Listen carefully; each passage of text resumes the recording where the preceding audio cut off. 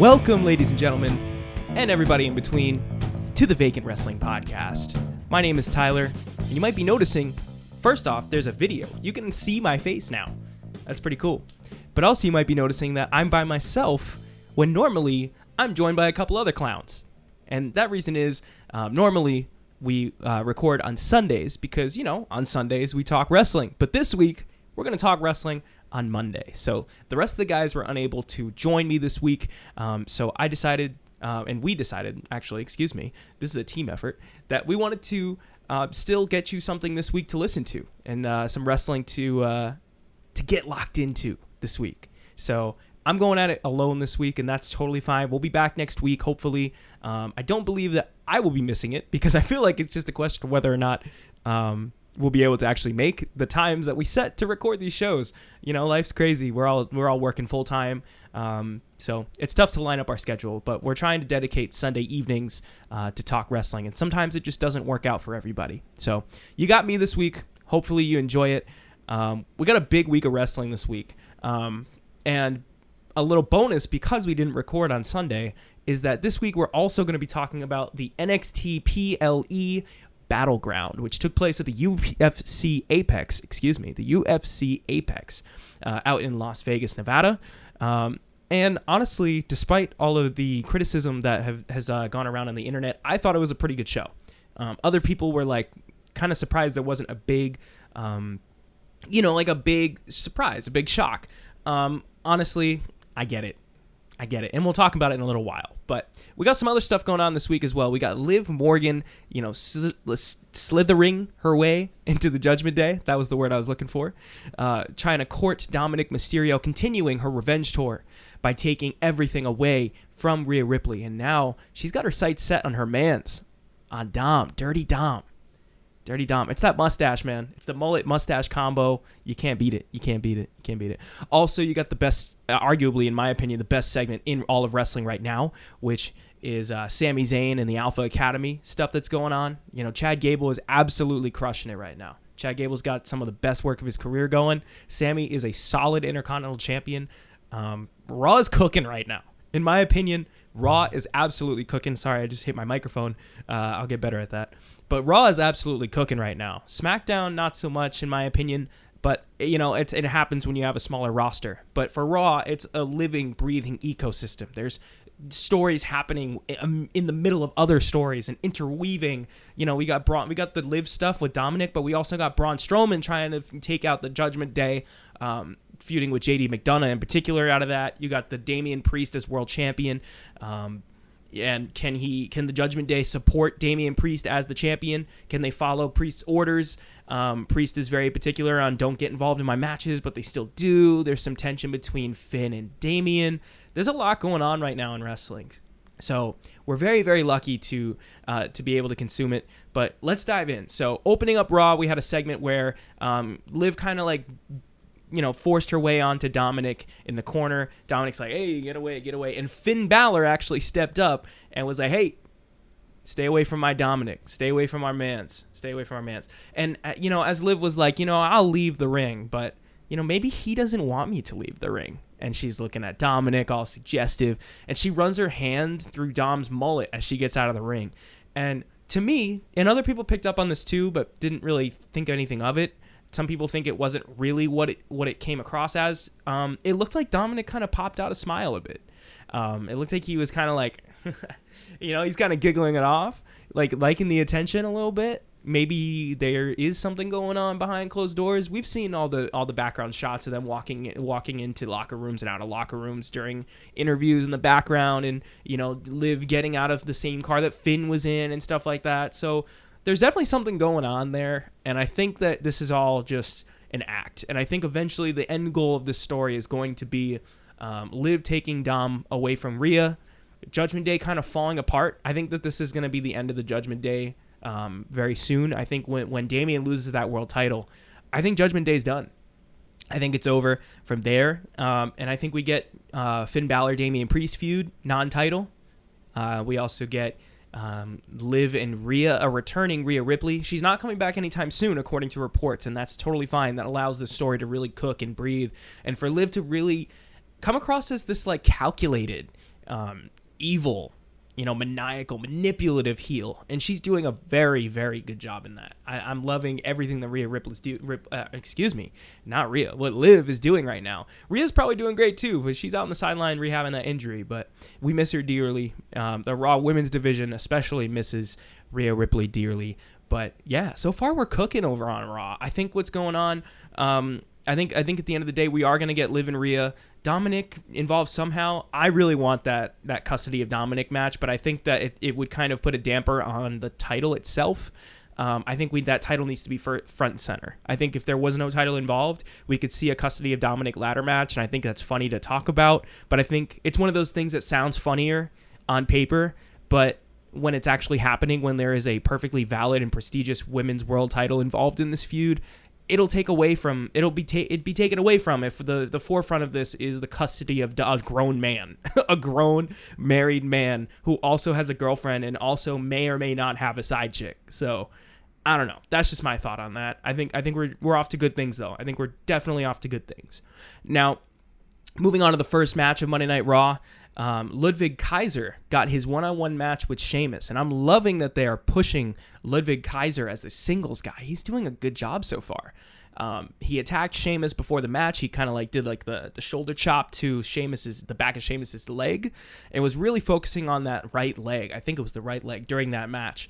And it was a point where Sheamus was trying to hit the white noise off the top rope. He messed up. I think Ludwig kind of slithered out of that move. He got out of that, and Sheamus fell or whatever. Somehow something happened there. But regardless, Ludwig Kaiser pins Sheamus somewhat clean, despite that injury in the pre-match attack. Sheamus should be doing more, I think. I'm surprised that he's in this position, but I also get why he's in this position. He's a guy that can take this loss to Ludwig Kaiser, and Ludwig Kaiser is going nowhere but up. He's going nowhere but up. I hit my microphone again. This is going to happen multiple times through this episode. I apologize. But yeah, man, Ludwig Kaiser's really on the come up.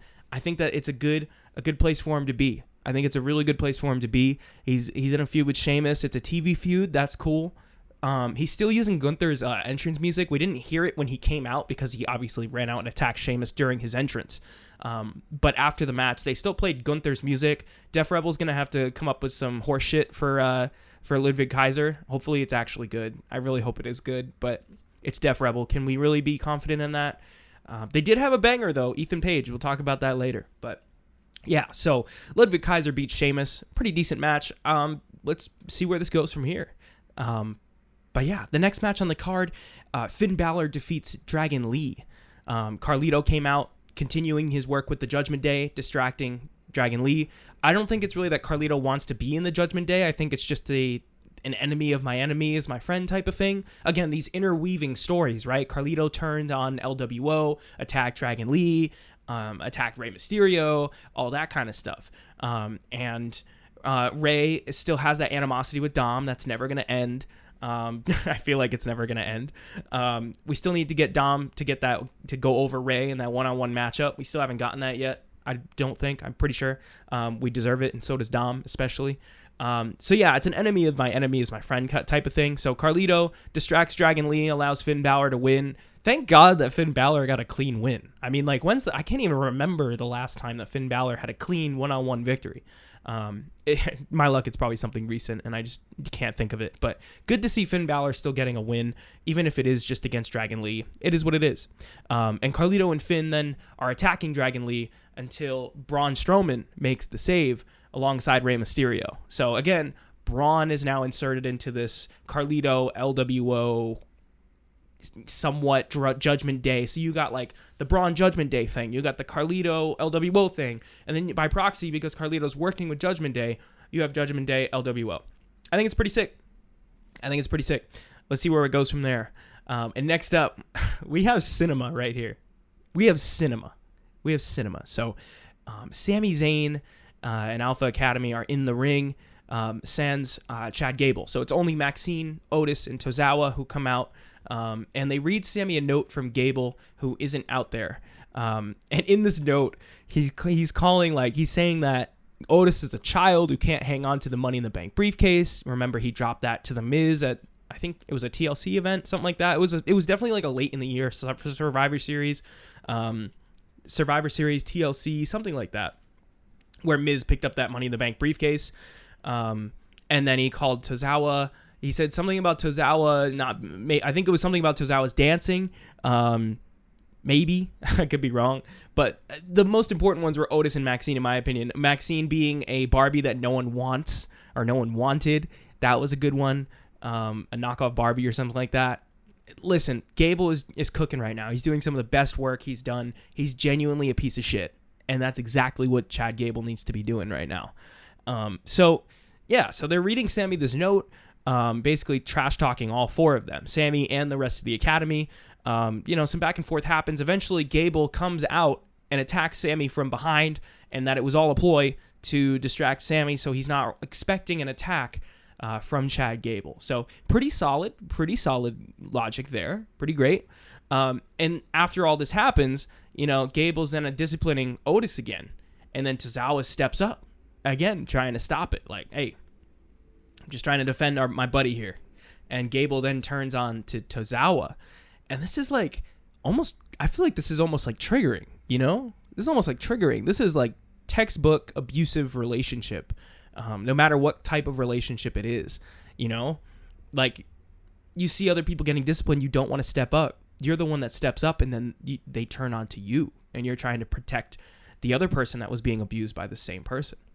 And so Tozawa steps up, and then Gable's about to do something to Tozawa. Maxine then steps up. He makes Maxine get on her knees and beg Gable to stop. Again, great work. Eventually, he throws out Tozawa and Maxine, and then gets back onto Otis. It's back on Otis. This is where we're going. Definitely where we're going, Chad Gable and Otis. So he's berating Tozawa and Maxine. Otis gets up in his face. The crowd goes nuts here, y'all. The crowd goes absolutely insane. I cannot wait to see what happens when Otis finally turns on Chad Gable. And I have a feeling I know where this is going, but we'll get there. I'll talk about it in just a sec after we finish talking about this segment. So eventually Sammy then attacks Gable, and then eventually Gable throws Sammy into Otis, who then knocks down Maxine from the apron. She's hurt. And now Gable's like Otis turns around, he sees Sammy and Gable, and Gable's like, Sammy did it. And Sammy's like, Otis, no, Gable threw me into you. This was Gable. This was Chad. But Chad, being the amazing heel that he is, telling Otis that it was Sammy that did it. So now the crowd's like, Otis, do the right thing. It was Gable. Do the right thing.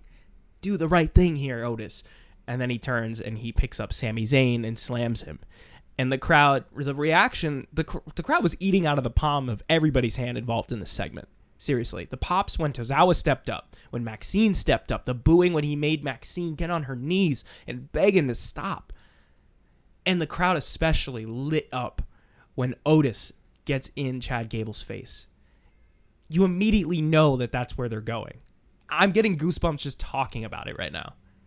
Like, the pop that's going to happen, it's going to be... I don't want to like make this direct comparison, but I could easily see this being in the same vein as Sammy turning on Roman Reigns and the Bloodline. Easily could see that. The pop is already there. The crowd is already behind Otis. And I wasn't a fan of Otis during the pandemic and his big babyface run, Money in the Bank, being this comedy character, but I think that he could be someone serious coming out of this. I really do. And honestly, at Clash of the Castle, going into what I think where I think we go from here, I think that it's going to be Sami Zayn and Chad Gable for the Intercontinental title. I think that Otis is going to be at ringside, maybe the rest of Alpha Academy if Chad lets them be there. And I think that Gable is going to pressure Otis into cheating or helping Gable cheat to win the Intercontinental title. I think that Chad Gable is going to beat Sami Zayn at Clash at the Castle, win the Intercontinental Championship.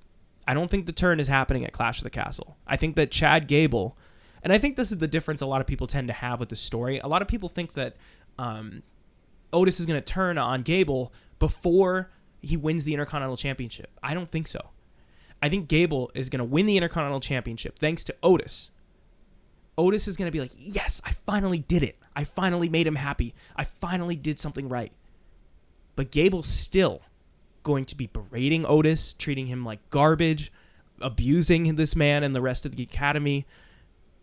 And I think eventually Otis will then turn on Chad Gable. I don't know when. Maybe after. It could even be after the Intercontinental Championship match. Maybe Otis doesn't help Gable at all. Maybe Gable wins because he hit Sammy with a low blow or something like that, and Otis had a chance to interfere but didn't. And then after the match, Chad Gable is berating Otis, like, as the Intercontinental Champion, like, what are you doing? Why didn't you help me? And then Otis turns there. Because I think where we're going is Otis eventually turns on Chad, and then we get Chad Gable defending the Intercontinental Championship against Otis, and Otis wins. And the crowd goes absolutely insane. I would love to see Otis winning. I think that's the match. The match is definitely there. It's definitely Chad Gable and Otis for the Intercontinental Championship, in my opinion. I would like to see Otis win, but part of me thinks that Chad is going to win the first match that they have. It's going to be a climb. It's going to be a fight for Otis. But I think eventually we're going to get Otis beating Chad Gable and winning the Intercontinental Championship. That makes me a little nervous about where we go with the rest of the Academy, though. You know, Tozawa is hopeless, in my opinion. He's going to continue to be a comedy wrestler regardless, but I don't know where he goes from here. I think Otis needs to break away at this point. I think he's a strong enough act to break away on his own, but I don't think that it's going to happen. I don't think they're going to stay together once they all break apart. I think that's going to be the end of the Alpha Academy. Maybe Chad Gable retains against Otis in their first match because the Creed brothers interfere. Because the Creed brothers come out and cost Otis the match. Maybe Tozawa and Maxine come out to try and help Otis. But then the Creed brothers and Ivy Nile come out to even things out. Because Chad Gable has been talking to Creed brothers and Ivy Nile backstage on and off. And it sounds like we're not hearing everything that we need to in terms of Chad Gable potentially recruiting the Creed brothers and Ivy Nile. I think we're missing some of the key points there. Because there was one point where he's in the middle of a conversation with the Creed brothers before the Alpha Academy comes up. And when they come up, he's like, oh, remember, like, think about what I talked to you about. What you talked to them about. Think about it. Think about what, Chad? Think about what? I think those are the seeds. I really do. I think those are the seeds. And there was another point where he was talking with Ivy Nile after he berated Maxine because Maxine and Ivy lost a tag team match. I think it was the number one contenders tag team match that Stark and Shayna Baszler won. And was like, what are you doing with this loser Maxine? You could be doing something better. I think he basically said that. That's not verbatim. That's not a quote, but he basically said that to Ivy, and she looked like she was like, what is wrong with this guy for a second? But then for a minute, she was kind of like, he's onto something. He's definitely onto something. I think it was really well done. I think this storyline is my favorite right now in WWE as a whole. And there's a lot of good stuff going on right now in WWE. There's a lot. So, highest of praise for Sami Zayn, for Otis, Chad Gable, Maxine Dupree, and Akira Tozawa. Everybody there is doing phenomenal work. So, I hope that everyone involved gets a nice, meaningful story moving forward. Not to mention, you know, there's all this talk of, oh, so-and-so's contract's expiring. So-and-so is promised this and that. And one of the things that was kicked around was Chad Gable was promised the Intercontinental Championship. And I don't know if that's true, but if it is, I think that's the win. That's Clash of the Castle is when he's going to get that promise. If he hasn't already been promised that. So, good stuff there. Chad's not going anywhere. Chad's staying put. Hopefully everybody in the Alpha Academy has some meaningful stuff moving forward. So, speaking of meaningful stuff, Braun Breaker, man, he's been doing some phenomenal work on Raw. It didn't make sense that he got called over to Raw in the draft, especially when SmackDown worked so hard to get him in the beginning with Jade. So it made Nick Aldis kind of look like an idiot, but it made Adam Pearce look really good. It made Adam Pearce look very, very good. Except Adam Pearce can't control anything, especially not Braun Breaker. So Braun Breaker has been kind of in this three-way dance kind of feud with Ricochet and Ilya Dragunov, which is a phenomenal undercard for Raw to have. Like, I mean, let's face it, right? They're probably lower mid-card right now, right? Right? Probably like the Intercontinental title is up there. I don't see them being above the Intercontinental title, particularly Ricochet, unfortunately, or Braun, because he's so new.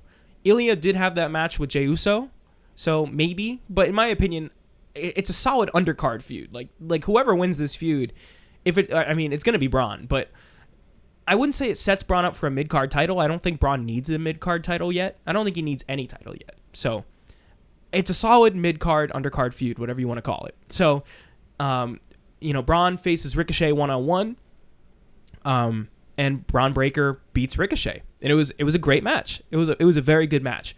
I really miss Braun Breaker's old entrance music, the one he had in NXT. The one that's like that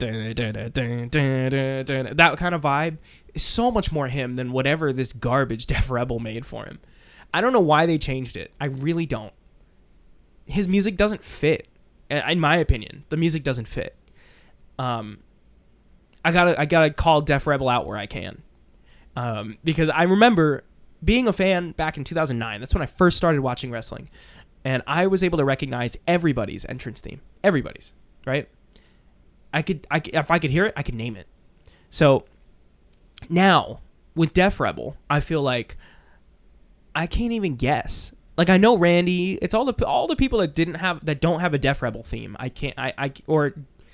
Didn't have a Def Rebel radically change their theme. Does that make sense? Like, Randy Orton has had the same theme. I recognize that easily. Seth Rollins, his theme, I forget if his last themes were Def Rebel or not, but this one if this is the first Seth Rollins Def Rebel theme, then definitely is the first one I truly recognize. It's definitely one that builds on the previous ones. So Def Rebel really couldn't go wrong because they didn't scrap it and start fresh, right? But Braun Breaker, man, great. Everything is great about him except for that goddamn theme. It's so bad. Anyway, sorry. Braun Breaker defeats Ricochet and attacks him after the bell until it's broken up by Adam Pearce, security, agents, goons, whatever you want to call them. And then eventually Ilya Dragunov makes the save. So it's leading to a triple threat between Breaker, Ilya, and Ricochet. Breaker's winning, and Ricochet's eating the pin. That's exactly how it's going to happen. Ilya is not getting pinned. Ilya is being built up as well. But Braun Breaker is definitely going to pin Ricochet.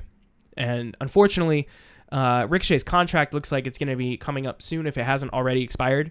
There have been reports that he gave his notice already, that he's going to be leaving this summer when it does expire. But I've also seen Meltzer and others say it's all up in the air. It's not true. He hasn't given his notice, whatever. They're still in talks, maybe. Pulling back the curtain a little bit, he's engaged to Samantha Irvin, the ring announcer for Monday Night Raw. Phenomenal ring announcer, by the way. But yeah, I don't know. I don't see him leaving. I don't know why. And I really hope he doesn't leave, because I know Triple H loves Ricochet. I know he loves Ricochet. And I know that he wants to position Ricochet in a strong spot in the card. It's just not the time yet. And I hope that Ricochet does stick around, but it's not looking very good. There's also reports that Andrade beat Ricochet at the SmackDown tapings this week, at the Speed taping at SmackDown this week, for the Speed Championship. So Andrade is now your Speed Champion, which stinks, honestly. It stinks. And also, I wish they would have that belt on TV, because Ricochet comes out as Speed Champion and he's not holding the belt. You can have a champion from a completely different company on NXT roll up with her belt, but you can't have Ricochet pull up with an internet exclusive title that under your own company? Doesn't make a lot of sense, and it really makes Speed look like crap, not gonna lie.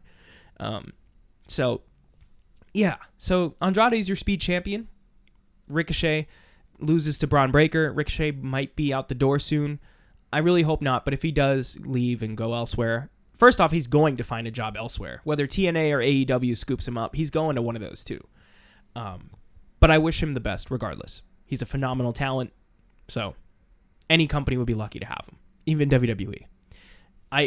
Part of me is worried if he goes to AEW that he's going to get lost in the shuffle there, but we'll see what happens. But for now, we got Ricochet, Ilya Dragunov, Braun Breaker, three-way feud. It's cooking. Braun Breaker is going to win it. And that's about it. Now, next up, we got Kiana James defeating Natalya in her Raw debut. I have no thoughts. Cool. Personally, I think Kiana James shouldn't have been called up yet. And I think it's evident when you look at the NXT women's division. They have a lot of women that could be vying for the women's North American title. And Kiana should have probably gone after Roxanne Perez. Or, I don't know, did something else. She probably should have been a champion first in NXT. She definitely had a lot more room to grow before she left. So I'm a little skeptical of Kiana James. The match was fine, but yeah, she defeated Natalya. Natalya teased that a change is coming. We'll see. Meh. Don't really care. And I hate to say that because everything on Raw is usually very good. That one, it's just fine. Now, next up, we got Braun Strowman defeating Carlito. Now, first off, Damian Priest put Carlito up to the match, playing, the mob boss of Judgment Day, kind of like, hey, you're with us. We have a Braun Strowman problem. Why don't you step up? Why don't you step up to him? So Carlito goes up against Braun Strowman. He loses. And after the match, the Judgment Day attacks Braun Strowman. And then eventually, Dominik Mysterio comes in. He gets involved, which I thought he was injured. Correct me if I'm wrong, but I thought he was on the shelf. He did have a sling. He did not have the sling on when he attacked Braun, I don't think. So, interesting there. And then JD McDonough got a chair. Oh, excuse me. I'm skipping a crucial detail. Rookie mistake. Excuse me. So, Judgment Day attacks. And then Dom comes out and jumps in on it. And then Braun Strowman starts to corner Dominik Mysterio a bit. He starts to fight back, and he starts to come after Dom. And Liv Morgan comes out and steps in front of Dominik. So she saves Dominik Mysterio. And then Finn, once again, getting in the way of Dom and Liv. And then after that, JD McDonough, they're back in the ring now. JD McDonough sneaks up on Braun with a chair and beats the living hell out of Braun Strowman with that chair, which is pretty cool to see JD actually get a one-up on someone, especially like Braun Strowman, where he shouldn't have any logical chance. So yeah, Finn saves Dom from Liv. JD gets a leg up on Braun. Carlito fails to solve the Braun Strowman problem, but JD takes matters into his own hands, which is great. Good for JD. He deserves a lot more. He's definitely the weakest link of the Judgment Day. But every group has to have a punching bag. I get why it's JD. But it's good to see him looking good. Looking dastardly as a heel. So yeah, Finn saving Dom from Liv again. Between the two times this happened this evening on Raw and the time when Finn and Liv get out of the car together, it really made people think maybe it's not about Finn, or maybe it's not about Dom and Liv. Maybe it's about Liv and Finn. Maybe Liv is getting into Finn's good graces as a swerve. I don't know how that would work personally. I'm just feeling it out here. And then takes Judgment Day away from Rhea. And that's how Liv takes everything away from Rhea. But I don't think that that's where it's going. I just think that that Liv and Dom are an item, and Finn might be just helping cover it up because he doesn't want Rhea to find out. Maybe cause some tension between him and Damian, because I know Damian and Rhea are very close. They seem to be a tight unit. They were the OG two people alongside Edge in this group, so they probably have that bond. So interesting stuff. Many ways it can go, but yeah. Next up, we're going to jump over to the women's tag team division. And I have to say, they're doing a really good job building it up. And if all it took was to find two singles wrestlers that aren't doing anything that they care about building together, putting them in a team, they should have done it a long time ago. I know they've been putting singles people together, but it usually was people they didn't really care about at the moment. But they care about Jade, clearly, and they care about Bianca. So why not put them together for this time and see what happens, man? Like, actually put effort, and they really are. So Baszler and Stark, so Jade and Bianca cut a promo. Baszler and Stark come out. They're going back and forth. They want the title match that Stark and Baszler qualified for by becoming number one contenders tonight. Adam Pearce makes it official, and Cargill and Belair retain their titles, but via DQ, because at the moment that Cargill was going to hit her finisher and pin Zoe Stark, Alba Fire and Isla Dawn attacked the champions. So it causes a DQ. Cargill and Belair win by DQ. But it sets up a triple threat, kind of. So Cargill and Belair getting attacked by Baszler and Stark and Fire and Dawn, because Baszler and Stark jump in on this. So let me check on this. I could be completely wrong, but I think where we're going with it is a triple threat tag match at Clash at the Castle for the women's tag team titles. If not, it's definitely a one-on-one, but I think it's a triple threat. So with these two teams going after Bianca and Jade, yeah, it's a triple threat. Got it. Sorry about that. So yeah, triple threat tag team match. So Cargill and Belair defending the titles against Shayna Baszler and Zoe Stark, and hometown gals in Scotland, Alba Fire and Isla Dawn. So that's really cool. Good for them. Good for them. They're doing good on Raw so far. And that's all I got to add on that. They're putting effort in, so I kind of care about it. I want to see where Jade Cargill goes. I want to see where Bianca goes. I saw some reports that Bianca wants to be a mom soon. I don't know how true they are, so I'm not going to count those into any of my fantasy booking, my predictions, or anything there. It's only a matter of time. One of them is going to turn on the other. It's a matter of when or if. But I have no idea who's going to take these titles from them. I really don't. I'm almost thinking they turn on each other and they just vacate the belts because, hey, they don't want to defend them with each other anyway. You know? Otherwise, I don't see a single viable team that will take the titles from them. We'll see what happens. Next up, Jey Uso. Main event, Jey Uso cuts a promo from the audience. And he fumbles his words a little bit. He tried to do this whole the back and forth, the call and response with the yeet with the crowd.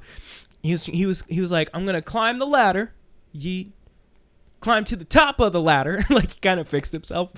But the point was, he was doing that back and forth with the audience to call his shot at Money in the Bank. I don't know how I feel about just simply, calling your shot at it. Like, oh, I'm gonna win Money in the Bank. Yeah, I'm in the match. He didn't officially say he was in the match, first off. But he said he intends on being in the match, on winning Money in the Bank. Immediately makes him a top pick, in my opinion. I'm excited, selfishly, because I'm going to be there with Yusuf from the show in Toronto. So that's really, really cool. But part of me wants to see Sami Zayn win. Part of me really wants to see Sami Zayn in his hometown, home country. I don't think it's his hometown, but home country, winning the Money in the Bank in Canada. That would be insane. But Jey Uso would be a solid second pick for me. I love Jey Uso. So he's doing great. He's continuing his run as the top face on Raw, and it shows by a mile. And these promos he's cutting in the crowd are really, really cool. They're very cool. He acknowledged a kid that was wearing a Yeet t-shirt. I like your shirt, Oos. Like your shirt, a little loose. That was great. That was great. So he's cooking. He's doing great stuff. We love to see it. And I'm excited to see who else is in this Money in the Bank match, and if Jey Uso has to qualify for it or he's just in. And same goes for everybody else too. So interesting there. So we got our first competitor in Money in the Bank for now. Next up, we're jumping to this weird feud between Karrion Kross and, is it the New Day? Is it just Kofi? Is it just him trying to recruit, whatever it is, he's trying to recruit Xavier. It makes no sense. I'm rolling with it. I'm not against it. It gives him something to do. It gives New Day something to do, but it really doesn't make sense as to why he's recruiting Xavier. He's basically saying that Kofi's holding Xavier back. Xavier is the only one on a New Day who hasn't been a world champion, let alone a singles champion, period. So I don't get how Kofi's the one holding Xavier back when Kofi has more accolades than Xavier. If anything, Xavier's holding Kofi back. I don't know. I get what he's trying to do, I guess. But I also feel like what would Xavier do in the Final Testament if he were to turn on Kofi and join the Final Testament? First off, he's not. Second off, yeah, like it makes no sense. Like, in what universe would it make any sense for Xavier Woods to turn on Kofi Kingston and join the Final Testament? It doesn't. So, again, Karrion kind of looks dumb. It sucks because, like, the presentation of Final Testament is great. Pairing him with AOP was phenomenal. It's great stuff. It's a lot when they have two kind of managerial figures in Paul Ellering and Scarlett, but they're also trying to have Scarlett wrestle occasionally, but they're also kind of not. I wish they would figure out what they're doing there. But yeah, so our match this evening on Raw is the Authors of Pain versus the New Day. First off, when did Authors of Pain get their name back? Because I remember they were called up to Raw, and I'm pretty sure they were exclusively called AOP. They never explained what AOP meant, but they said that AOP was the group. Constantly. They never said it stood for Authors of Pain. Now they're saying the Authors of Pain, which I'm cool with. I'm just saying that's great. I'm not complaining in any way, shape, or form. Authors of Pain sounds way cooler than just AOP. And just like you have to kind of put two and two together to figure out what it means. Call them Authors of Pain. That makes them look even more badass. So they beat the New Day, which is a really good, much needed win for the Authors of Pain. Excuse me. And hopefully, Final Testament should win this feud. I think we are eventually going to get... I don't know what the blow-off match will be. Eventually, we're going to get some kind of blow-off, I think. Hopefully, Final Testament wins that feud. Obviously, Big E is not coming back. At this point, I don't think Big E is going to be able to come back. If he does, I'd be shocked. I would be very shocked. I wouldn't believe you if you told me he was right now. But it would have been really nice to have Big E be the third man. So it's Big E, Kofi, Xavier versus Karrion and AOP on Raw. I really can't see it being at a PLE. But yeah, Final Testament needs to win whatever feud this is, whatever the blow-off match is for this feud, or they're cooked. That's my opinion. They spent way too much time being bottom of the barrel. They probably should have won at WrestleMania. But the Pride won that instead, and that's fine. That's cool. But yeah, so that's where we're going there. Final match of the evening, the main event. Damian Priest, the World Heavyweight Champion, defeats Rey Mysterio. And this match was pretty good. Once again, Damian Priest putting in work as a world champion. His promo work still needs a lot of work. I said work a lot of times there. Damian Priest really, really coming into his own as a world champion. He's doing a phenomenal job. His theme music sucks. Which is sad, and I feel bad saying it because he's on it, and he's like the main featured artist on it, but it's pretty bad. Yeah, his promo work needs a lot of work. His promo work needs some workshopping. So it was weak. That promo he had with Drew last week, on the week prior, I mean, it was pretty weak. So interesting stuff in the match, though. Judgment Day distracts to help Damian Priest win. I wish it was clean, but you know, it is what it is. It keeps potential to have Damian Priest versus Rey for the world title. That's kind of cool. Rey wouldn't win at all, but he'd have no shot. But it'd be a cool, you know, one-off TV title defense for Priest to have. Hell, do it at Money in the Bank.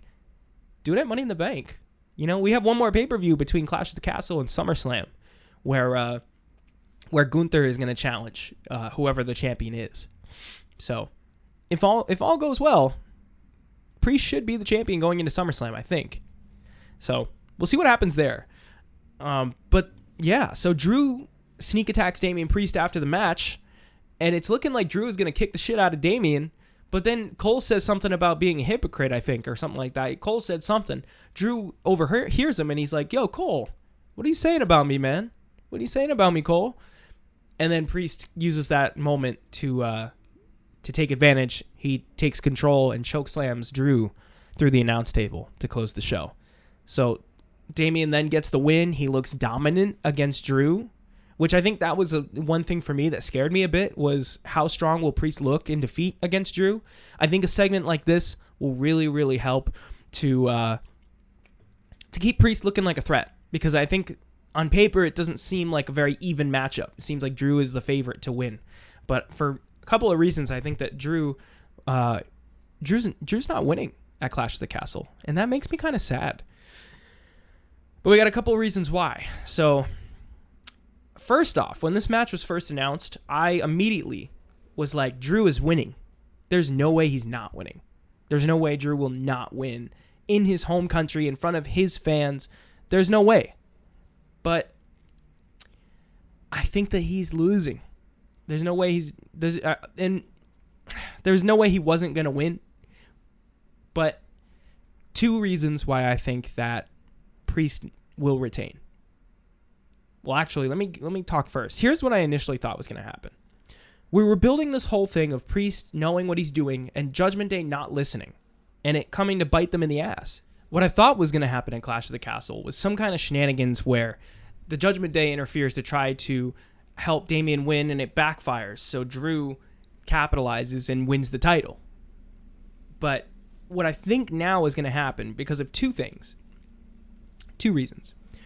One being that Liv is still lurking around in the Judgment Day. The Judgment Day story is less about Priest being upset about Judgment Day not being able to help him, and more so about Liv trying to destroy Judgment Day from within, or at least find her way into the Judgment Day from within by getting with Dominik. I think that's the main story that we're getting here. And the other thing it being, Gunther now is set up to challenge for the World Heavyweight Championship at SummerSlam. If that wasn't a thing, we could have had Punk and Drew for the world title at SummerSlam. Easy, right? Well, actually, there's a third thing, too. Punk's still injured, and we still have no idea when he's cleared to come back. He doesn't have anything. I don't believe he's wearing, like, the, I don't know what it's called, but the brace on his arm. He's not wearing the brace anymore. I think it was a brace. Brace is the word. I don't know why I said that. But he's not wearing the brace on his arm anymore, but I don't believe he was cleared to return to the ring yet. So I think there's too many variables to bank on that. So I think that Damian is going to be the world champion leading into SummerSlam, and he's going to drop that championship to Gunther. It might be because Judgment Day interferes and backfires, maybe, but it doesn't have to be at that point. It's Gunther. Gunther should win clean, in my opinion. So I don't know what's going to happen there. Maybe Priest tells him off, and then he loses, and he's like, he's a sympathetic babyface, and he's like, damn, maybe I did need my friends, and I just told them all off. But the friends then, throw it in his face. They treat him like garbage. I don't know. Could be that. Could be something there. Regardless, Gunther's going to win at SummerSlam, and Gunther is not facing Drew McIntyre at SummerSlam, especially if CM Punk is able to, CM Punk is able to wrestle, excuse me. Especially if CM Punk is able to wrestle at SummerSlam. So, different stuff happening there. I initially thought that Damian versus Gunther wasn't the match to have at SummerSlam for the world title. I follow some other wrestling content creators that also think that Jey Uso could cash in on Drew after Drew wins the title, or maybe on Damian if Damian retains at Clash of the Castle and win the World Heavyweight Championship. And then we get Gunther versus Jey at SummerSlam for the title. I think that's too complicated. I think this World Championship scene is really flourishing right now. I think the World Championship is a title I care more about right now. If it wasn't for Roman Reigns holding the WWE title, I wouldn't care about it. And I love Cody Rhodes. I'm wearing a Cody Rhodes shirt. I was at WrestleMania 40 cheering on Cody Rhodes when he beat Roman Reigns. But in my opinion, there's way more development. There's way more room. There's a whole ecosystem on Raw. And on SmackDown, it's just like they're trying, but it's too shallow of a talent pool to make it work. So Raw was a pretty good episode. Lots of story going on there. We got the We got Liv and Judgment Day is all over. Judgment Day is all over the show. We got Sammy and Alpha Academy cooking. We got Braun Breaker rising up the ranks. We got some good stuff going. We really got some good stuff going on Raw. Raw is easily my favorite show right now out of all of wrestling. So that's cool. That's cool. Let's jump over to NXT. So we open up NXT on Tuesday with a match between Jordynne Grace, the TNA Knockouts champion, defeating Stevie Turner, who I think was mad that Jordynne Grace got a title shot or whatever. I don't know. She wanted to face Jordynne Grace. So Jordynne Grace defeats Stevie Turner, and it's still so surreal seeing Jordynne Grace on WWE television, man. It's so cool. And Mike Rome, by the way, Mike Rome, switching with Alicia Taylor. I'm not trying to hate on anybody, but I think Alicia was a better fit for NXT, and I think Mike Rome is a better fit for SmackDown as the announcer. I think that was a bad move, but supposedly that was a switch that they wanted to make, that both of the announcers wanted to make, that Mike wanted to be home with his family because I think his family's in the Florida area by the Performance Center. That's cool. That's great. I'm not knocking anybody involved. I think Alicia is also phenomenal, but I think that Alicia is well suited for the smaller audience like NXT. But that's just me. That's just me. But yeah, so seeing Mike Rome announcing Jordynne Grace as the TNA Knockouts champion on NXT television is so cool. Jordynne Grace coming out with the Knockouts championship. It's sick. I love it. The Juggernaut Driver. I'm not super well versed in people outside of WWE. WWE is my main thing. So seeing the Juggernaut Driver, that's a sick finisher, dude. And Jordynne Grace nails that. It's so good. It's so good. So loving Jordynne Grace, loving her work, and honestly, low-key, a better choice to beat Roxanne Perez than anybody else in NXT right now. Seriously. NXT got absolutely raided during the draft. Raided. There's nobody that I care about in NXT that could be a world champion. And that brings us to the NXT Women's North American Championship Summit, because honestly, the bulk of the women's division in NXT is probably best suited for a mid-card championship. And the fact that they had a 6-woman ladder match to determine this first champion, and everybody seemed believable and in the right spot for them, is the exact definition of that. It speaks to that. Seriously. The promo was kind of a mess, I'm not going to lie. But it led to a 6-woman tag match later on in the evening that we'll get to.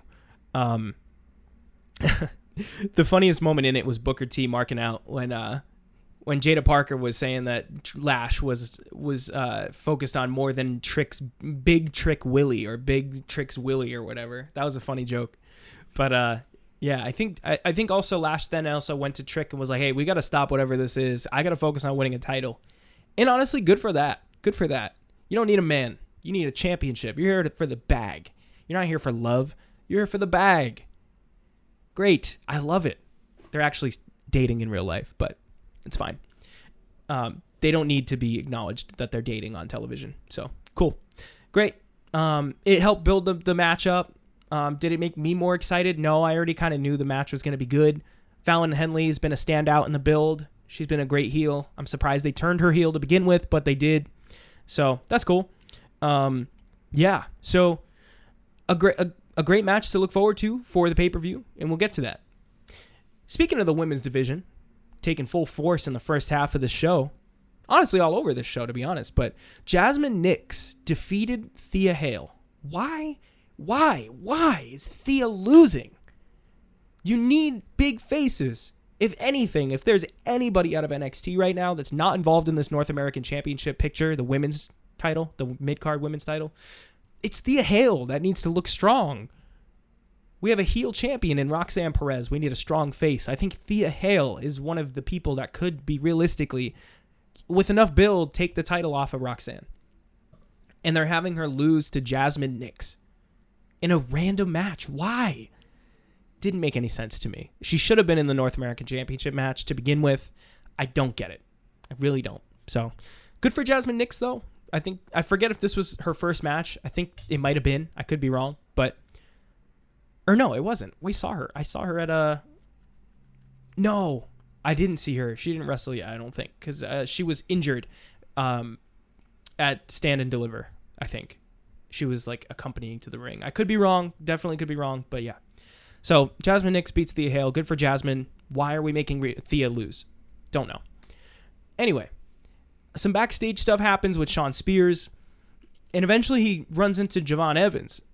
And Javon Evans, the young OG, steps up to Shawn Spears, and they're fighting backstage, and they fight out into the stage of the Capitol Wrestling Center. They're Tron.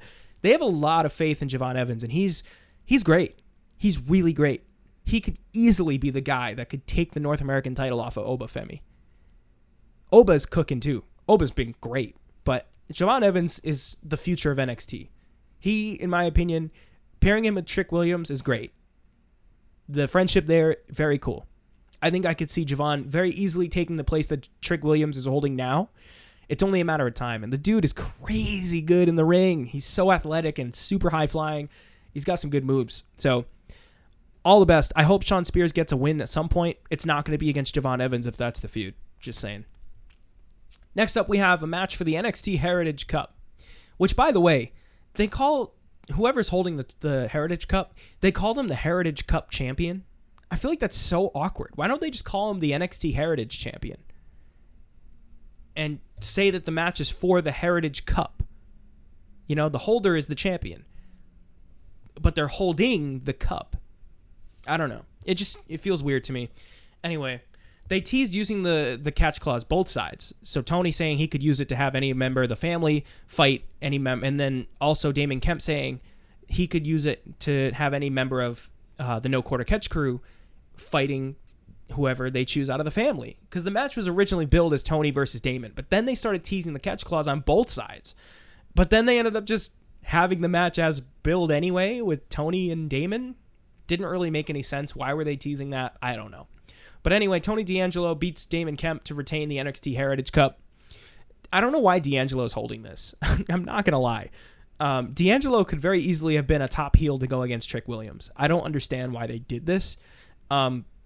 But sure, fine, whatever. So D'Angelo retains the Heritage Cup. I don't know where they go with him as the Heritage Cup holder, as the Heritage Champion. I don't get it, but we'll see where we go. Next matchup, we got Natalya, who just wrestled the night prior on Raw and lost to Kiana James. Well, she comes to NXT and defeats Izzy Dame in a one-on-one matchup.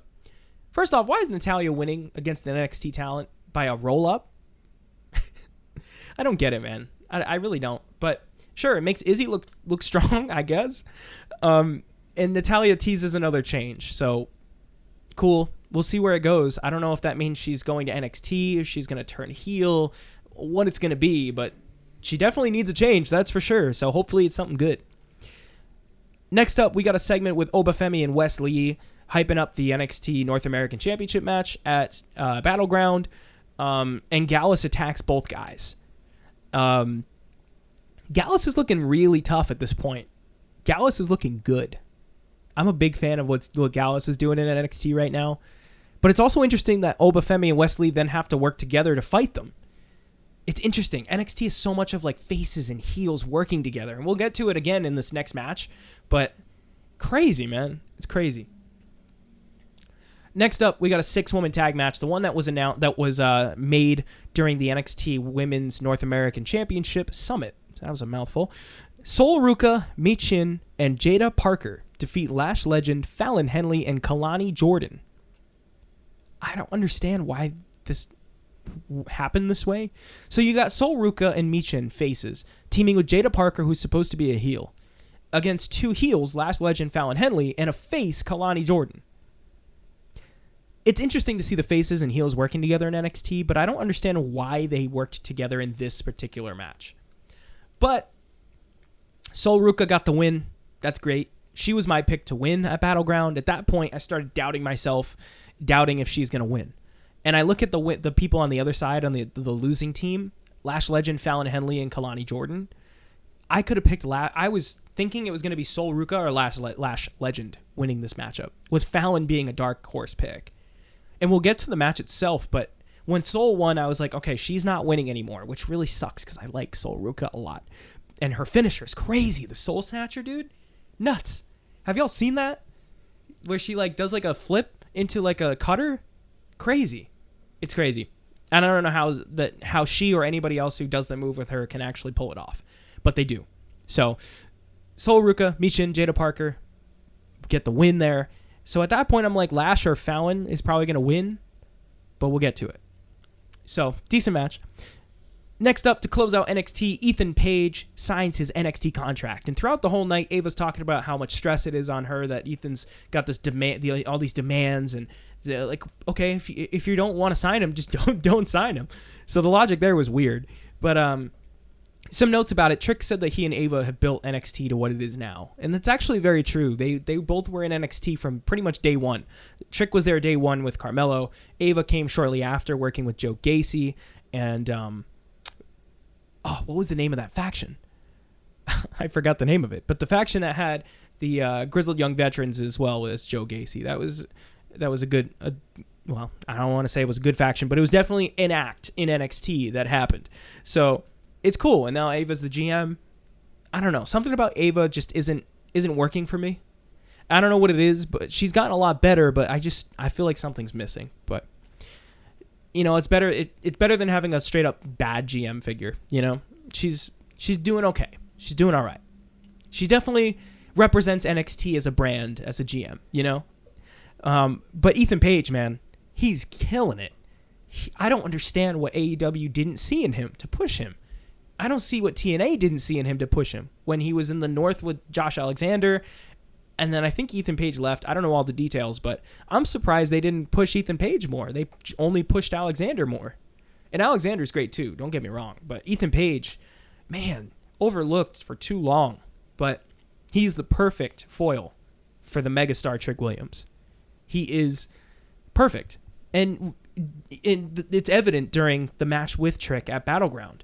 The crowd was constantly, Ethan sucks, but Page still sucks, all that. He's getting all the hate from the crowd. He's perfect for this role. He's perfect. So he's going in as his debut match in NXT against Trick Williams for the NXT title. So we'll talk about Battleground in a little while, see how that goes, but it's pretty cool. So NXT ends with a stare down between the two, and then we jump over to SmackDown. And before I jump over into that, I'm going to apologize because I don't keep up with AEW. I'm sorry. I really don't. So I'm not going to talk AEW this week. I'm going to keep it brief. I'm going to deep dive into WWE. That's what I love to watch, man. So AEW's fine right now, I think. I forget what they're really building to. I think Swerve is probably going to... Swerve is still a champion. They got the Owen Hart coming up soon. Ospreay just won the international title. I was fully expecting Ospreay to win the Owen and then challenge Swerve at All In Wembley, but maybe they don't go that route now that he's the international champion. But honestly, I could see him doing a double belt thing. I could see him winning as international champion and title for title and winning. Then they can get rid of the international title. They can get rid of one of the mid-card titles. I feel like the TNT, the international, and the continental, it's a lot going on there. They don't need that many. But anyway, I digress. The Bloodline Tribal Anointment opens up SmackDown, where Solo initiates Tama Tonga and Tonga Loa, along with Paul Heyman with them, into the Bloodline. And when you get initiated into the Bloodline, apparently you get a corny nickname with it. So, I'm kidding. So, Tama Tonga is christened as the new right-hand man. And if you have followed WWE and the Bloodline lore for a while, you would know that Jey Uso was the right-hand man in the past when he was in the Bloodline. So that's pretty interesting. Why is that? Why is he the right-hand man? We building to something here? I think so. Tonga Loa is now the infamous Tonga Loa. That's... I don't mind the right-hand man thing for Tama Tonga, but the infamous Tonga Loa. It just seems a little corny. It seems a little corny to me. The We Want Roman chants, meanwhile, are getting louder and louder by the week, which is wild. So it's cool how fast everybody flipped on Roman. I think deep down everyone did love Roman as much as they do now. But I think they didn't like the fact that he held the title hostage for so long. So, hey, I'm for it. They're finally going to get this big, mega babyface Roman Reigns that's genuinely liked by the crowd. And good for them for that. They deserve that. So that's going to be great when he comes back. That pop is going to be massive. I don't know when it is. People are saying by SummerSlam. I almost don't want it to be by SummerSlam, but maybe they close SummerSlam with a Roman return or something. But could be a thing. Who knows? There's a lot of hate at this point for the Bloodline, I think. A lot of people are saying that it's not the same. And I'm with you, it's not the same. But that's the point, right? That's the point. Solo is now taking the reins here. No pun intended. And Heyman is genuinely scared of those that Solo brings into the fold. And that's good. That's good. We haven't seen these characters. We don't know anything about Tama Tonga and Tonga Loa. We shouldn't. We're not supposed to. Paul is the one that's really setting the exposition on it. They're criminals. They're basically saying they're criminals. It's a little weird, but we get the point, right? They're animals. They're savages. They're not. There's a reason why they're not in the bloodline. They weren't in the bloodline. Saying that Tonga Loa couldn't even come to France, right? Or whatever it was. Not to France. They said that he couldn't come to Saudi Arabia for the King of the Ring. Right? So that's interesting because they couldn't clear him because of they're alluding to the fact that his background made it so he couldn't travel internationally. I don't know the real reason, but that's kind of cool. It's kind of cool. They're tapping into real life stuff with it and real life logic. So that's kind of nice. Yeah. And Paul Heyman deserves many Oscars for his performances here. The segment last week with KO where he's like, why is no one listening to me?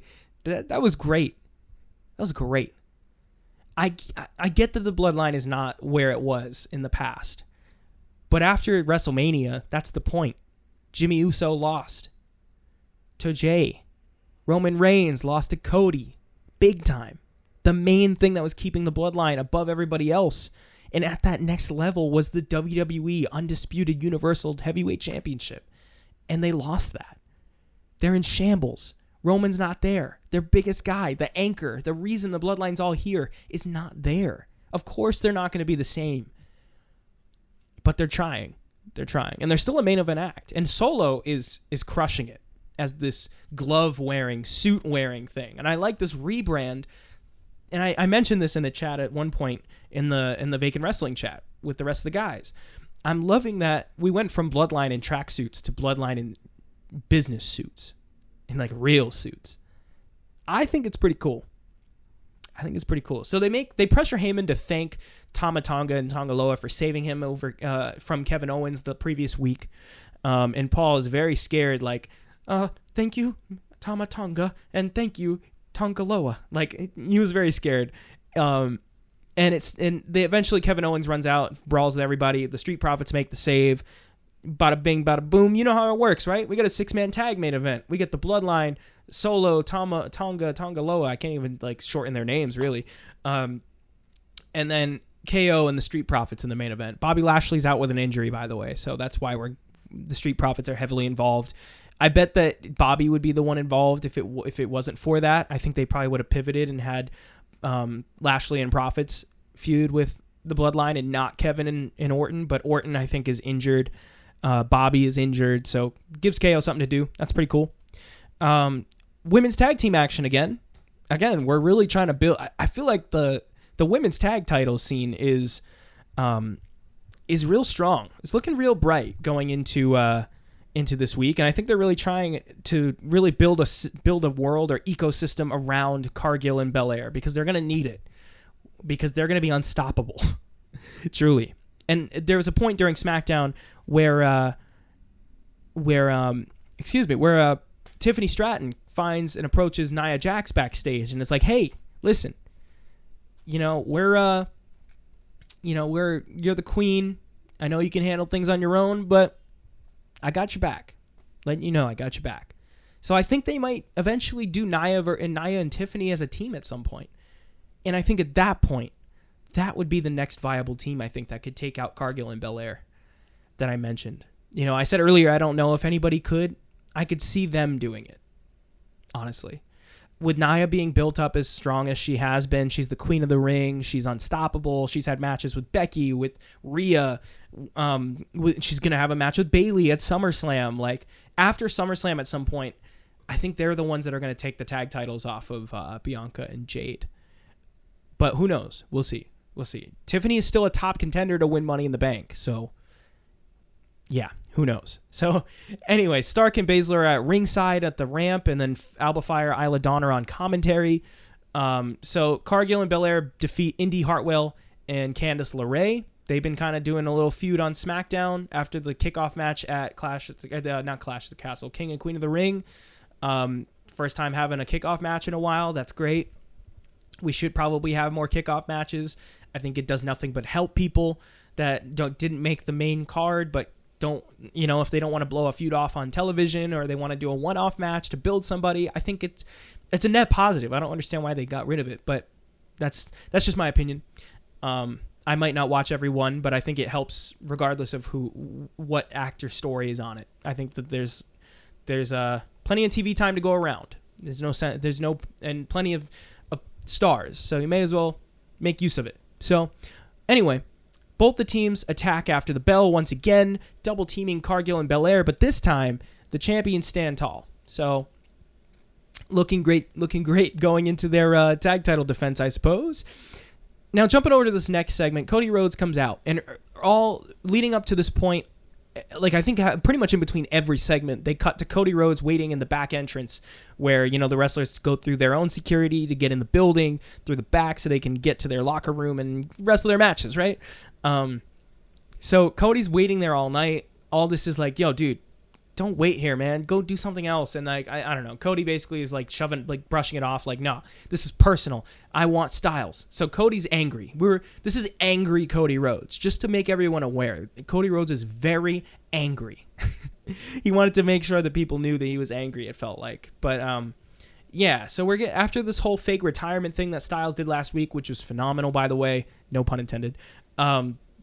Rhodes is now very angry, and we finally have a genuine personal feud that's not just, I want your title, I have a title, you want my title, let's wrestle. Now it's like Styles came out and made Cody look like an idiot. He attacked Rhodes. Now Rhodes wants revenge. Now I really want to retire you, basically Rhodes is probably thinking. So Cody Rhodes calls out AJ Styles. Styles comes out with the Good Brothers, so the Good Brothers are back at the side of AJ. And Styles comes out and he says he wants a match with Cody Rhodes at Clash of the Castle for the WWE Undisputed Championship. And Rhodes accepts and ups the ante by making it an I Quit match. So they're jumping from 0 to 100 from a one-on-one match at Backlash to a month off to then an I Quit match. So this is definitely going to be like the blow-off of whatever happens. In my opinion, there is no way that AJ Styles wins. Even with the Good Brothers, even with the I Quit stipulation, there's no way that Cody Rhodes will quit. And I say that because Cody Rhodes' record last year was absolutely insane. Shout out to Santi Zap for having a video of the most winning superstars in WWE and the most losing superstars of each year in WWE. And I believe last year Cody Rhodes had like 100-something in like 4. Like he had 4 losses total. 4 total. And I'm pretty sure they were only on TV because obviously you're at a live event, a house show, they're going to have the baby faces win, right? So Cody went like 100-something in 4. So there's no way that AJ Styles is going to make Cody Rhodes say, I quit. There's no way. And from where Styles goes, I would like to see Styles go to TNA for a minute, personally. I think it'd be kind of cool. And I know a lot of people have also been saying that as well. Styles versus Moose would be sick for the TNA title. I think that'd be super cool, and I think it would give Styles a new lease on his career, because I think the whole looming story with Styles is that he's in the twilight of his career. He's going to end his career soon, and he wants to end it with a big victory. With a big victory. Sorry, I just had to change my position there for a minute. But, yeah, man, so Rhodes versus Styles at Clash of the Castle in an I Quit match. I wasn't expecting a title match at Clash of the Castle with Cody, in my opinion. We've had a show where Damian took the night off, I think. But we haven't had a pay-per-view where Cody took the night off. So That's pretty cool. So so Scotland gets a WWE title match. It's going to be an I Quit match. Yeah, we're off to good things in the main event scene on Raw. Next up, we got LA Knight defeating Carmelo Hayes. I just want to say, I ran this feud first in my 2K24 Universe mode over the Intercontinental title. So, thanks. You can pay me whenever you want, WWE. I'll take it. But back to reality here. Are they ever going to give Carmelo Hayes a win? Since he got called up, he has lost every match. Granted, he's faced all the top guys on SmackDown. He's faced Cody, Orton, LA Knight. He's faced all the top guys at this point. Can they put him with, like, I don't know, Andrade? Put him with Apollo Crews? Somebody he can actually win against to look strong against? That'd be nice. So anyway, LA Knight, he won via a roll-up, so there's still a chance for that to happen down the line. It's probably going to happen again for the U.S. title, because after the match, LA Knight calls out Logan Paul with a commentary headset. He called him out last week in the backstage segment. This week, he grabbed one of the commentators' headsets and calls him out. And I don't know if it was immediate or later on in the night, but I forget off the top of my head. But Logan Paul then has a video promo over, and he's at home, or he's wherever he's at. He's not at WWE, wherever they were this past week. He says, "Take off your Temu sunglasses." It was a good one. And Logan Paul actually was not at SmackDown this week because he was at the World Tetris Championship, which is real. I'm just going to preface by saying it was a real legitimate excuse, but it really sounds like a dog ate my homework excuse. Like, sorry, I can't be there to verbally berate you, LA Knight. I'm at the World Tetris Championship. But no, Logan Paul was, I guess, a secret competitor in the World Tetris Championship. So that's kind of cool. Imagine going there, you're a Tetris, like a professional Tetris player, and you're going up against somebody, you don't know who it is, and it's Logan Paul. That's pretty sick. So, yeah, Logan Paul was at the World Tetris Championship. I don't know off the top of my head how well he did, if he's actually competed yet. But I will say Logan might be the one guy to go toe-to-toe with LA Knight and keep up with him in a promo. And it's crazy because I didn't expect Logan Paul to be as strong of a wrestler as a whole package as he is. He has the gift on the microphone, the gift in the ring. There is no question that Logan Paul is going to be a world champion one day. But that day is not anytime soon because Logan Paul is going to drop the United States title at some point. I don't think it's Clash of the Castle as much as people want it to be. I think it's going to be at SummerSlam. I think LA Knight is going to beat Logan Paul at SummerSlam and win the United States title. And I think it's long overdue. I really do. And then maybe LA Knight will feud with Hayes again because Hayes can say, you beat me in a fluke. You beat me in a roll-up. So then we get Knight versus Hayes for the United States title. Or maybe we wait on that because I could see Hayes being the one to dethrone Knight after a while. Maybe. Only time will tell. Things move a lot slower in WWE these days. And for good reason. Got to let things breathe. Got to let them cook. Next up, we got a promo with Bayley, who acknowledges that she respects Piper Niven, but obviously because we have Piper Niven versus Bayley coming up at Clash of the Castle. But she doesn't like Chelsea and doesn't like the influence that Chelsea has over Piper. So it almost gives some leeway for a face turn for Piper down the line, which is pretty cool, pretty interesting prospect to think about. Because Piper held her end of the bargain there in that promo exchange. She did a really good job. She doesn't need Chelsea Green anymore. In my opinion, I don't think she probably never did, but she definitely doesn't now. I will say, Piper had a funny moment. She stole Drew's line where she's like, the crowd kept saying what because she has a thick Scottish accent. And at one point she said, inbred say what? It didn't land. And the crowd did still say what though. I forget where y'all are, where SmackDown was, but whoever you are, if anyone that was there is listening, I hope you didn't say what. Piper killed it in this promo though. So we got some good stuff down the line. Piper versus Bayley is going to be okay. Bayley's obviously going to win, but hopefully Piper gets a good showing against Bayley in her hometown, or home country, I should say. Home country crowd. Yeah, not much to say about that. SmackDown Women's Division is cooking, and Raw's is we just got the oil in the pan. We didn't even turn the heat on. Like, we have the champ. That's the oil in the pan. But we don't have other people vying for this title to really turn up that heat. We have Lyra and Io over on Raw, but they're kind of in their contained separate feud. And Liv's probably just going to go on autopilot with the title for a while. And I think that Raw needs to figure things out there. Maybe break up a couple tag teams. Maybe break up Baszler and Stark and have them go after Liv in a singles capacity. Who knows? They're heels, so it wouldn't make sense at the moment. We could get there. In the main event of SmackDown, Kevin Owens and the Street Profits defeat the Bloodline via DQ. And immediately I thought, watching that, why would Solo? And by the way, I should tell you why they got DQ'd. The Bloodline, I should say. The Bloodline got DQ'd because it was first off, it was a very chaotic fight. Montez Ford is insane. He flew again. That's literally my note. Montez flew again.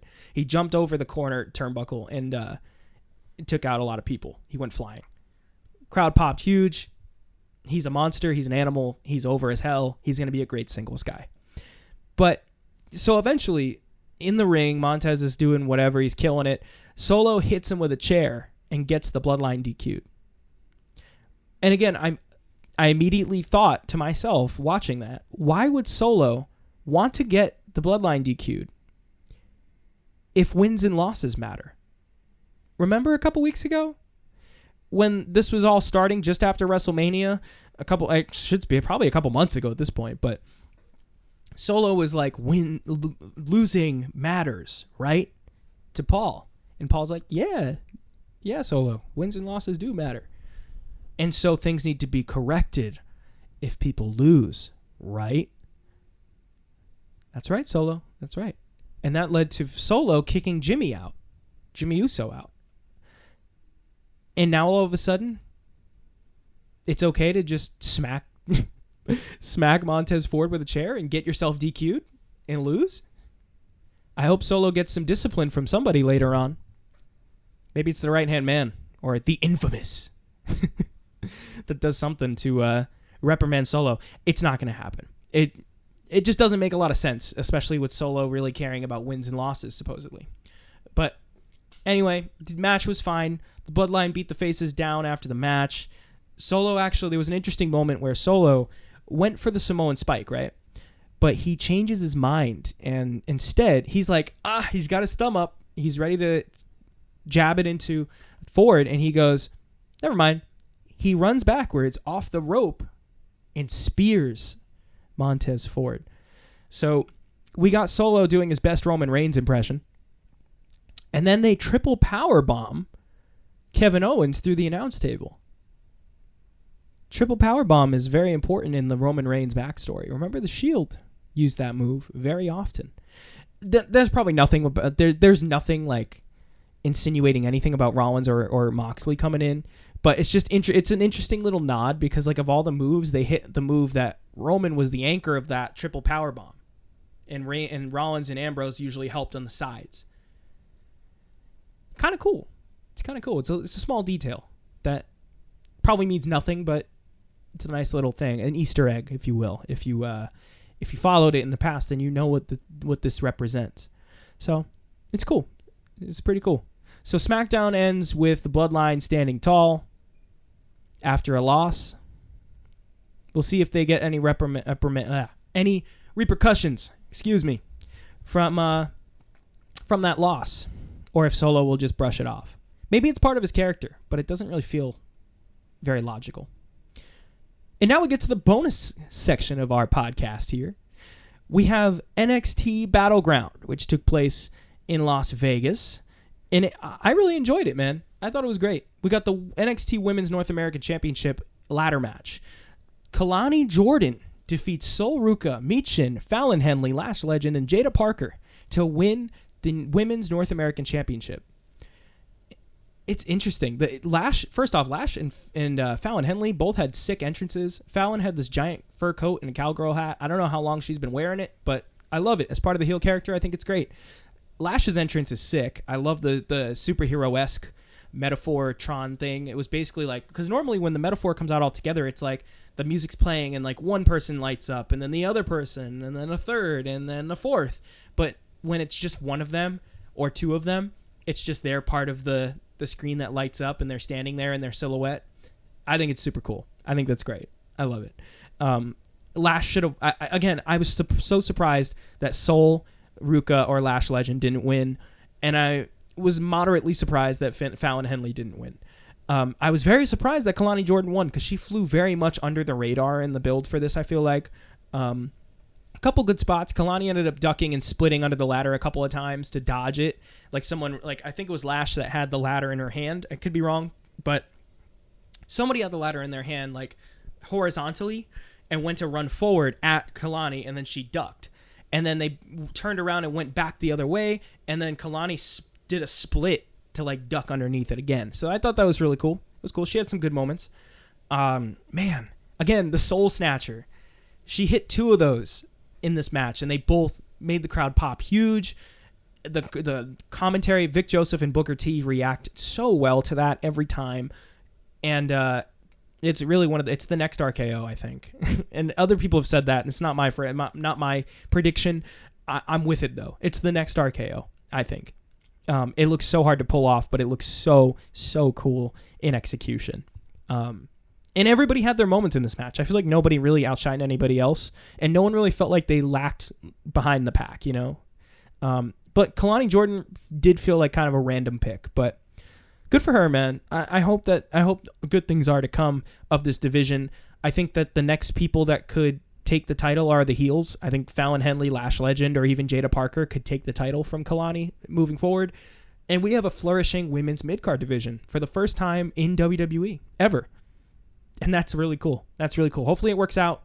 Maybe if this works out, maybe they'll bring a women's Intercontinental title to the main roster, or a women's United States title, or a women's whatever title. Whatever, regardless, a women's mid-card title could do wonders on the main roster. Personally, I'm a little skeptical of it. I don't know if it would really translate well in the current WWE women's division and how it's structured.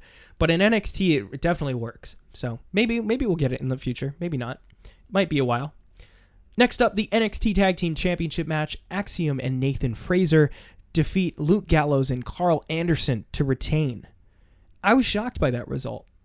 And I feel like I constantly am betting against Axiom and Frazer because I'm just bored with them. Like, they're just a couple of generic baby faces. However, in the ring, they've become a very solid tag team. They were super fast-paced. It felt like nothing ever stopped. And Carl Anderson did a decent job keeping up, and so did Luke Gallows, but I think Carl in particular really did a good job keeping up. And I mean, he's a smaller dude compared to Gallows, so it makes sense. Super fast-paced, lots of double-team moves. It felt like an NXT Black and Gold tag team match in certain spots, I think. It was one of those tag matches where something was always happening at all times. Loved it. But honestly, I was shocked that Axiom and Frazer won, you know? I thought that Good Brothers should win, especially if they're going to be associated with AJ being the top heel on SmackDown, the guy who's facing Cody at Clash of the Castle. It just made sense it would have made sense to have them go over, right? Be some champions, looking tough, but I guess not. So they decided not to have that. Axiom and Frazer win. Good Brothers kind of look dumb. So hopefully the main roster is probably just going to ignore it, to be honest with you. But we'll see how it goes. Next up, we have the NXT Underground match. Lola Vice defeats Shayna Baszler via referee stoppage. And honestly, what a missed opportunity this was, because they were in the UFC Apex and they didn't have this match in the Octagon. It's basically WWE's MMA style match. The only way to win is by tap out or pass out, or tap out or knockout. Technically ref stoppage as well, but it sounds cooler if you say tap out or knockout. But anyway, missed opportunity to have this in the Octagon. Lola in the build was saying, "I'm going to tap you out or knock you out. You choose, bitch." I thought that was great. She's getting better for sure, but I don't know. She's gone over 2 main roster talents right now in Natalya and Shayna. Shayna, first off, made for the Underground match. It was only a matter of time before they brought her down to NXT to work one. I was shocked that they hadn't done it sooner. There was the camera shots that were like shot behind the people that were surrounding the ring, like behind the lumberjacks or lumberjills, as they normally used to be called in WWE of old. That looked really cool. Made it seem very much like an underground fight, like it was like in a fight club or something like that. Shit, I talked about it. Anyway, why did Shayna just start attacking people at ringside, though? If you watch this match, you would know. At ringside, at one random point, Shayna ends up outside the ring. They slide out. I don't know. She falls out. Something happened. But then all of a sudden, she just starts swinging at people at ringside. And even Vic Joseph was like, why is she hitting people right now that weren't Lola Vice? So then Lola took advantage, and eventually Lola did win. Lola got on top of Shayna, starts punching her, laying down fists. The ref stops the match, and your winner was Lola Vice. And it made sense for Lola Vice to win, but it made Shayna look really bad. This is Shayna's bread and butter. Her whole character is that she's basically an MMA fighter in a WWE ring. Why wouldn't she win this? Or at least look tougher in this? Why wouldn't it, I don't know. Lola Vice wins. It's probably one of those things, again, where, like, whenever main roster talent goes to NXT, the main roster just doesn't acknowledge it. So I guess, like, they just pretend that it never happens. So Shayna's probably going to go back to Raw and continue being herself. They're never going to acknowledge it. Nothing's going to change about her character because she lost this. But Lola is going to look real tough moving forward. So hopefully that leads to... Oh, and that's another thing. We could have Kalani Jordan versus Lola Vice for the Women's North American Championship. And then we have one of the faces. Maybe we have Sol Ruca versus Roxanne Perez moving forward. We could have Michin versus Roxanne Perez. I don't know. We have a lot of options. So NXT Women's Division is off to a good start. We had 3 women's matches on this card. 3 on a premium live event. WWE usually only has 2, and they're for the women's titles. I don't remember the last time they had 3 women's title matches on one card. Could have happened recently. I just don't remember, but good for NXT, man. Like, half the show is dedicated to the women. Love to see it. Now, we're going to jump forward to the next match, a triple threat for the NXT North American Championship. Oba Femi defends against Wes Lee and Joe Coffey, and Oba Femi retained the title there. Great match, too. It was a really good match. Why is Oba always defending in triple threats? Because I watched the one I was there for the one at Stand and Deliver with Josh Briggs and Dijak, and it was great. It was great, man. That was my match of the night at Stand and Deliver. But this one was pretty solid in comparison. I do think the Stand and Deliver triple threat was a little better, and I can't really tell you why, if I'm honest, but it was good. There was one spot where Oba had Wes Lee on the top rope and threw him, like, not like a power bomb or a razor's edge. Like, he just straight let go, and just Wes is just up there in the air, and lands on top of Joe Coffey. Like, the hang time that Wes Lee had in that, crazy. And Oba Femi is a freak of nature, man. Joe Coffey's entrance was sick. The Gallus entrance with washing the whole room in this green lighting that makes it almost hard to see, but it gives off this fog kind of vibe for it. It's sick, man. Gallus is onto something good. I hope Gallus continues, because they deserve better than their last run when they were the tag champions, and it was very meh. So hopefully they grow a little more. Hopefully Joe Coffey gets that North American title at some point. That'd be cool. Maybe the Heritage Cup. I could see him taking the Heritage Cup off of Tony D'Angelo. Definitely. So anyway, Wes Lee really should be going for the NXT title after this, right? I could see Wes Lee going after that NXT title at some point. But maybe he continues his crusade for the North American Championship. That's fine.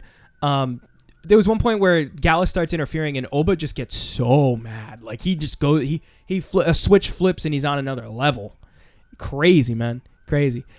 And then also, Gallus pulls the ref out of the ring after Wes Lee was going to pin Joe Coffey. So it kind of gives Wes Lee the out of, he could have won. He had him dead to rights, but Gallus stopped it. Eventually, Oba gets in, powerbombs both guys. He looks like a beast, like a killer. And I forget who he pinned. I think he pinned Coffey. I could be wrong. And he retains the NXT North American Championship. And honestly, I don't know where we go from here. This feels like the story is not finished. But maybe we get Oba versus Joe Coffey one-on-one. But I would like to see Oba versus Wes Lee one-on-one too. Maybe we get Oba and Wes Lee first, and then we get the Joe Coffey match at some point down the line. Maybe Oba drops the title to Wes Lee, and Oba goes and challenges Trick for the NXT title. That I could see too. I didn't even think of that. I could see that. I could see Oba being the guy to take Trick down too. But we'll see what happens. Next up, we got the NXT Women's Championship match as Roxanne Perez defeats Jordynne Grace, the reigning TNA Knockouts champion, to retain the NXT Women's Championship. This match was match of the night, and I don't understand why it didn't main event. I really don't. But it didn't main event. It was the semi-main event. They got one more match after this, the NXT title match. But here's the crazy thing. As this match was getting underway and Mike Rome is announcing Jordynne Grace as the TNA Knockouts champion, it was so cool to think about it. The NXT Women's Champion defends her title against the current TNA Knockouts champion in the UFC Apex, which wouldn't have hosted this event if WWE and UFC didn't merge and start a whole new company. That's crazy, man. What a time to be a wrestling fan in 2024. Seriously. It's so cool. They treated this like a huge fight, too, with the in-ring introduction, and they had one of those moments where they just kind of stare down as the crowd is just going apeshit. Again, this should have main evented. I don't get it. At one point in this match, Tatum Paxley comes out, and it seemed like she was going to try and, like, she was eyeing Roxanne for a minute, but she goes over to the TNA Knockouts title on a podium and starts messing with it and takes it and starts to leave. Are we going to see Tatum Paxley go to TNA for a minute? That would be so cool. That would be so cool. We've seen TNA guys and TNA talent come into WWE's atmosphere, but we haven't seen the opposite. We haven't seen the reverse yet in an official capacity. Tatum Paxley would be a pretty solid person to jump over to TNA for a minute. She needs some development anyway. She doesn't feel like she's fully developed as a talent, but we'll see. We'll see. That'd be cool. So kind of sets up Tatum Paxley going to TNA for a minute, but then someone stops her. And as Vic Joseph put it, oh my God, that's Ash by Elegance from TNA. It's Dana Brooke. That was so cool. So she came out and saved the TNA Knockouts title for a minute, stops Tatum Paxley from taking it. It was great. The crowd popped for like a half second and then immediately died down, but it was a cool moment. So I thought it was funny that Vic almost referred to her as Dana Brooke and then stopped himself. He's really good at that. He's done it a couple times with a couple of different things. When he almost swears, it was great. But anyway, Roxanne wins by reversing a Juggernaut driver into the Pop Rocks for the W, which was, again, phenomenal matchup, match of the night. Should have main evented. Don't know why it didn't, but it didn't. And then there was a moment after the match, after Grace lost, because in the midst of Ash by Elegance and Tatum Paxley with this TNA Knockouts title thing and this whole fiasco at ringside, it distracted Grace, which kind of got in her head for a minute. And that's how Roxanne reversed the Juggernaut driver. She caught her slipping. So Grace is sitting in the corner. Ash by Elegance is still at ringside, and they're kind of like going back and forth, like trash talking or something. They're talking back and forth, and it's kind of hostile. I wonder if we're going to get that match in TNA. Wonder if we'll get a triple threat. Jordynne Grace, Ash by Elegance, Tatum Paxley. Be pretty cool. We cut backstage, and Gallus is jumping Wes Lee backstage. A 3-on-1 attack, huh? Who's going to save him? Got a couple guys over at TNA that know a lot about Wes Lee. A couple of rascals, if you know what I mean. It'd be interesting to see that, too. They then talk about a Cody Rhodes tweet. He acknowledges that he knows Ethan Page and they're friends. And he's like, maybe I should come down to NXT and check out this Ethan Page guy and see what he's about now that he's here. So that could be interesting. Maybe that's Ethan Page's next feud. I hope it's not, because Ethan Page needs a win. But we'll see. Because the main event of the evening is the NXT Championship match. It's Trick Williams defeating Ethan Page in his debut match in WWE and NXT to retain the NXT Championship.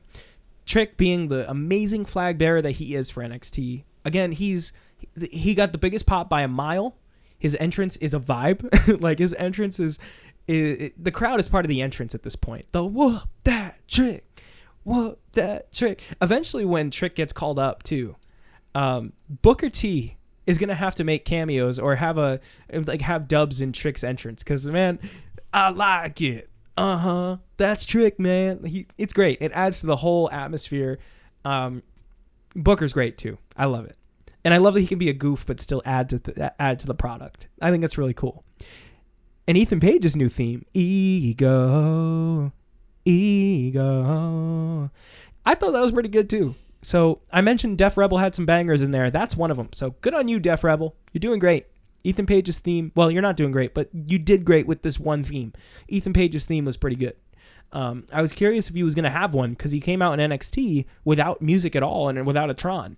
I guess they waited till he signed the contract to really put the effort in on that. But don't ask me why. Don't ask me who worked on a Saturday to put that together in kayfabe. But yeah, man, the backstage shots of those competitors before the main event, still A1, chef's kiss. Mwah, makes it feel so good. Ethan Page, such a smug piece of shit. That's what I wrote in my notes. He's so good, man. He comes out, you just want to punch him. And everybody hates him. They were constant, Ethan sucks throughout the whole match. It was great. I want to see him kind of go back and forth with the crowd a little bit in that too, but it was cool. It was cool for that. Kind of in line with his character to ignore all that too. But hey, Page eventually, Trick and Page are going back and forth by the announce table. There's definitely going to be a spot coming. Trick tries to do something to Page. Page reverses it and suplexes Trick through the announce table, or power slammed him through, something like that. And it was a big moment. The match was pretty good. Some people said it was a little short. I didn't complain. I didn't have a problem with it. I thought it did what it needed to do. In the end, Trick hit the trick shot, boot, whatever it's called. I think it's the trick shot. Whatever his finish is with the big heel kick or whatever, spinning kick, out of nowhere. It's one of the, I guess they're going to build that finisher into one that comes out of nowhere now, or they have been. So it's cool. So Trick Williams gets the win over Ethan Page. And now that begs the question where Ethan Page goes from here.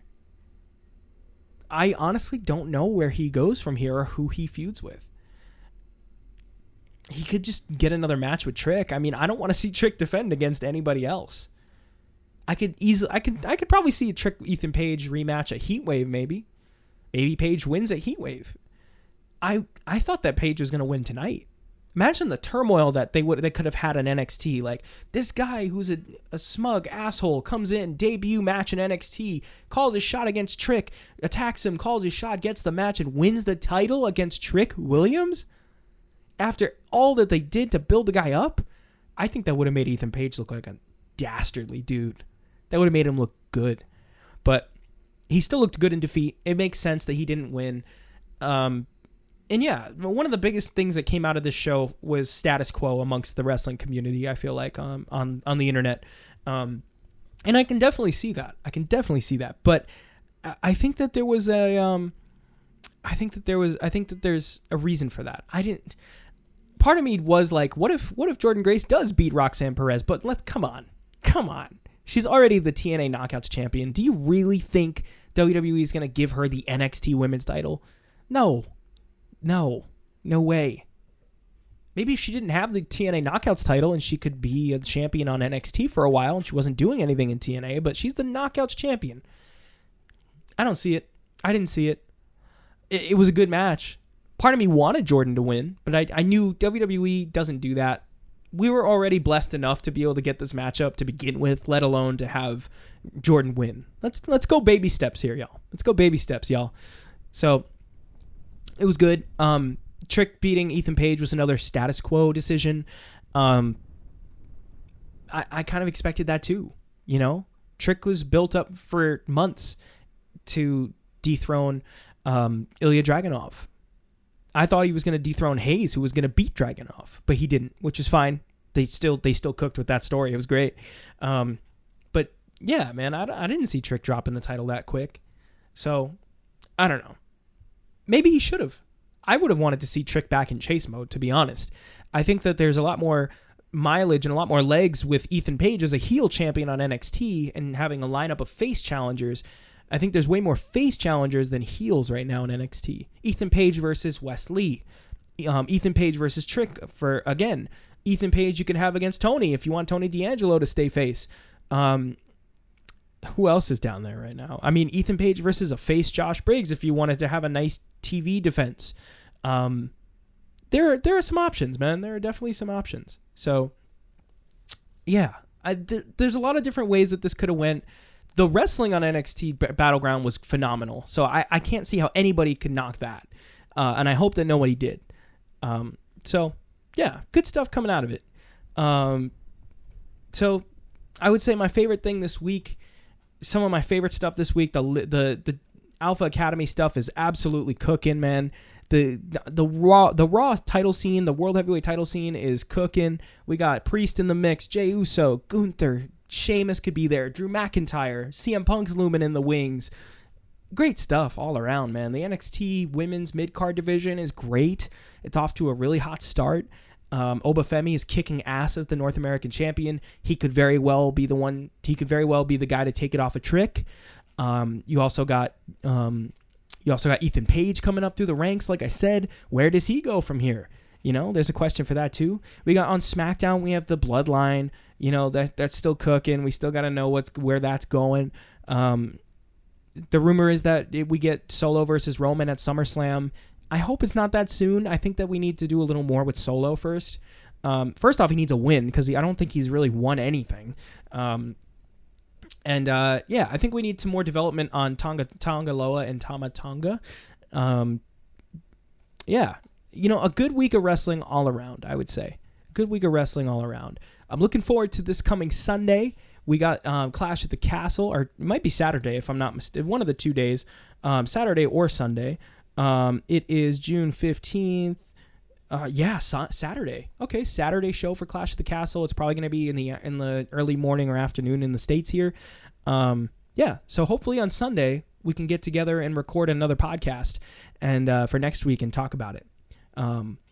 My quick predictions for the card so far for Clash at the Castle. Let's see what we got here. We got Damian Priest, Drew McIntyre. I already mentioned I think Damian Priest retains because of CM Punk costing Drew McIntyre to set up that match at SummerSlam. We got Bayley versus Piper Niven. It's a no-brainer that Bayley retains that. Sami Zayn versus Chad Gable. I think Chad Gable defeats Sami and wins the Intercontinental title. Cody Rhodes versus AJ Styles in an I Quit match for the undisputed WWE title. Cody Rhodes wins, sends AJ off to TNA or somewhere, wherever, maybe an extended break. And the triple threat tag match for the WWE women's tag team titles. No-brainer that Cargill and Belair retain against Fire and Dawn and Shayna Baszler and Zoe Stark, right? I think that Fire and Dawn are not involved in that pin either. So I think that Belair and Jade, one of them pins Baszler or Stark. It's already happened before, it hasn't happened, I don't think. Maybe in a one-on-one capacity recently, but not in a tag match because that one this week was a DQ finish. So it would have happened on Raw if Fire and Dawn didn't attack. So yeah, we got a lot going on. Let me know what you guys think.